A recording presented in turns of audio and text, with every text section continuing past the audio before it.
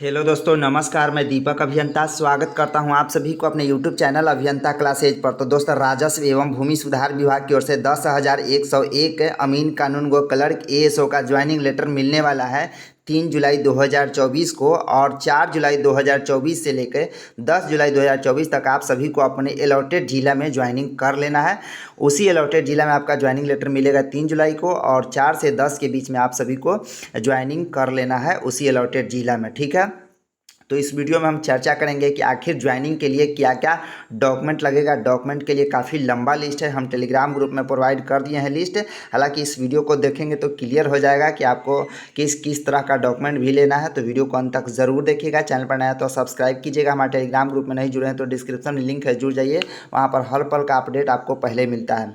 अब सबसे पहले मैं बता देता हूँ कि जब वीडियो बनाएंगे ज्वाइनिंग के लिए ज्वाइनिंग में डॉक्यूमेंट के लिए कि क्या क्या लगेगा ज्वाइनिंग में डॉक्यूमेंट, तो काफ़ी सारे छात्र पूछेंगे कि ज्वाइनिंग लेटर लेने जाएंगे 3 जुलाई को तो क्या क्या डॉक्यूमेंट लगेगा। तो देखिए, ज्वाइनिंग लेटर आप लेने जाएंगे तो वहाँ पर कुछ डॉक्यूमेंट ज़्यादा नहीं लगेगा। एक एलआरसी का एडमिट कार्ड लिखा गया है, एडमिट कार्ड ले लीजिएगा। ज़रूरत अगर नहीं है तो कोई ज़रूरत नहीं।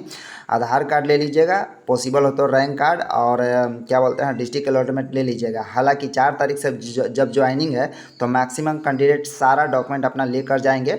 हो सकता है कि 3 को अपना डॉक्यूमेंट ज्वाइनिंग लेटर लेंगे और 4 से अपना कैंडिडेट ज्वाइनिंग करना स्टार्ट भी कर देंगे। कोई 4 को ज्वाइन करेंगे, कोई 5 को, कोई 10 को भी ज्वाइन कर सकते हैं। तो ऐसा हो सकता है। ठीक है, तो 3 जुलाई को आप सभी ज्वाइनिंग लेटर लीजिएगा, और 4 जुलाई से 10 जुलाई के बीच अभी भी कभी भी आप ज्वाइनिंग कर सकते हैं। तो चलिए हम डॉक्यूमेंट लिस्ट देख लेते हैं कि आखिर आपको ज्वाइनिंग लेटर में ज्वाइनिंग प्राप्त करते समय क्या क्या आपको डॉक्यूमेंट ज़रूरत हो सकता है। तो देखिए, अभी हम अपने आ चुके हैं अभियंता क्लासेज टेलीग्राम ग्रुप में। यहाँ पर 6800 से ज़्यादा मेंबर है। तो यहाँ पर अभी हम पोस्ट कर दिए हैं, काफ़ी लंबा लिस्ट है डॉक्यूमेंट के लिए। ठीक है, तो बारीकी से ध्यान दे दीजिएगा। देखिए, यहाँ पर सबसे पहले आप देखिएगा, आज है 1 जुलाई 2024। अभी अभी हम डॉक्यूमेंट लिस्ट प्रोवाइड किए हैं, पहले भी प्रोवाइड किए थे लेकिन कुछ डॉक्यूमेंट यहाँ पर बढ़ाया गया है। देखिए, एलआरसी ज्वाइनिंग के लिए डॉक्यूमेंट लिस्ट अमीन कानूनगो क्लर्क एएसओ सभी के लिए है। ठीक है, बारीकी से समझिएगा। देखिए, सबसे पहले मैं आपको डिस्क्लेमर दे देता हूँ। यह डॉक्यूमेंट लिस्ट काफ़ी बारीकी से तैयार किया गया है। इस लिस्ट में अगर कोई डॉक्यूमेंट छूट गया है अथवा कोई ज़्यादा एक्स्ट्रा डॉक्यूमेंट हो गया है तो अपने स्तर से डॉक्यूमेंट को अरेंज कर लीजिएगा। ठीक है, इसको अपना।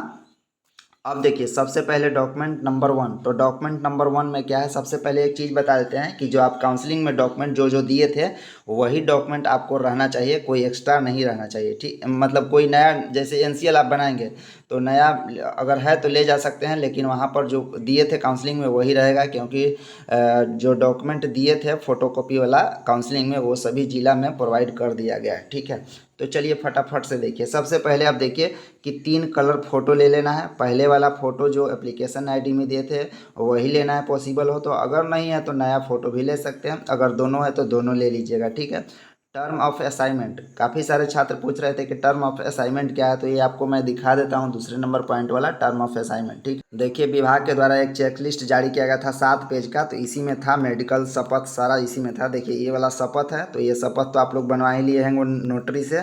और आपका मेडिकल भी था, तो मेडिकल तो आप लोग बना ही लिए, इसमें लिखा गया था। देखिए, टर्म ऑफ असाइनमेंट क्या है।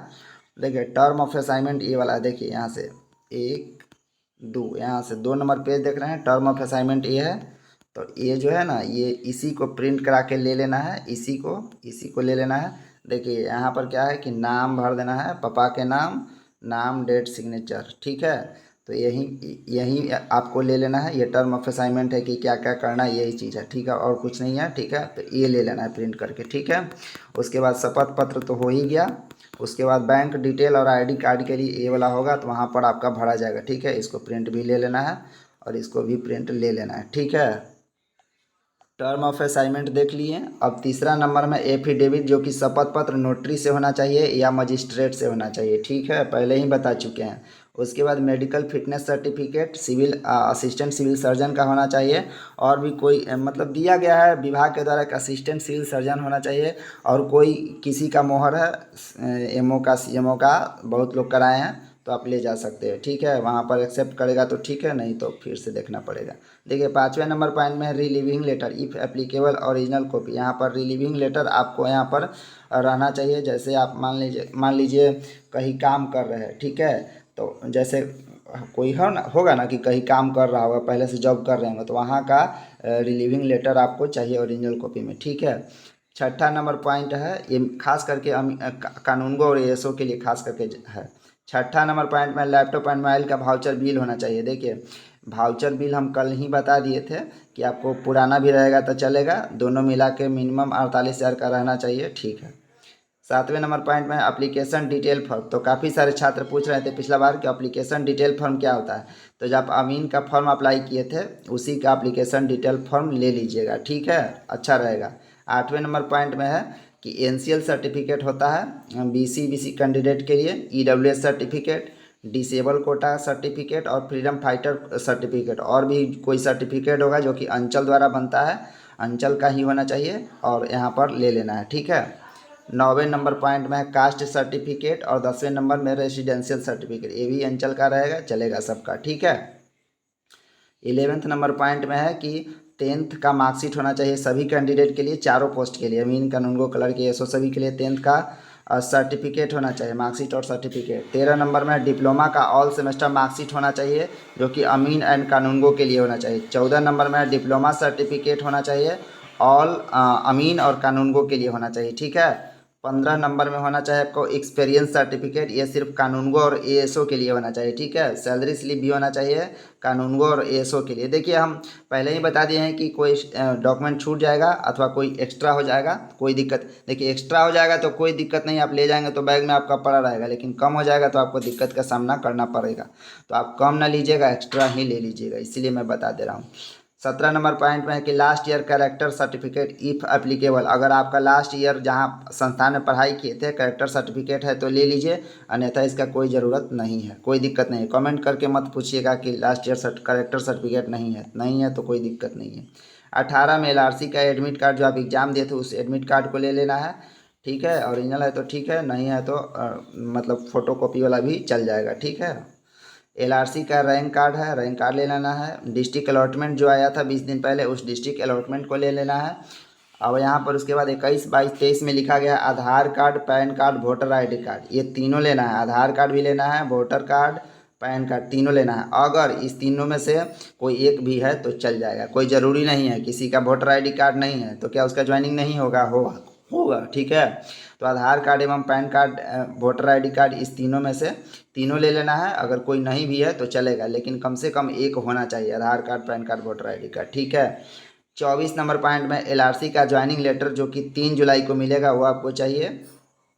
और 25 में है बैंक अकाउंट डिटेल, सभी कैंडिडेट के लिए बैंक अकाउंट डिटेल होना चाहिए, किसी भी बैंक का होना चाहिए, सैलरी अकाउंट रहे तो ठीक है, सेविंग अकाउंट भी दे सकते हैं, ठीक है, हालांकि सैलरी अकाउंट मस्ट होता है, तो बैंक अकाउंट डालिएगा तब ना आपका सैलरी मिलेगा, तो ले लेना है, ठीक है।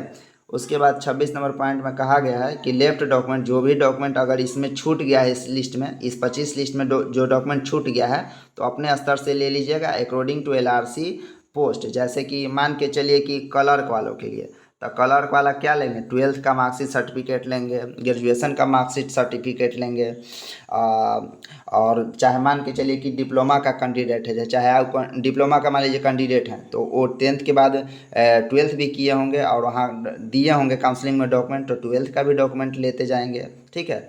जैसे एएसओ का कैंडिडेट है तो एएसओ का कैंडिडेट अपना बीटेक का इंजीनियरिंग का ले लेंगे सर्टिफिकेट, मार्कशीट, सारा चीज़ ये कहा गया है, ठीक है, लेफ्ट डॉक्यूमेंट में, ठीक है।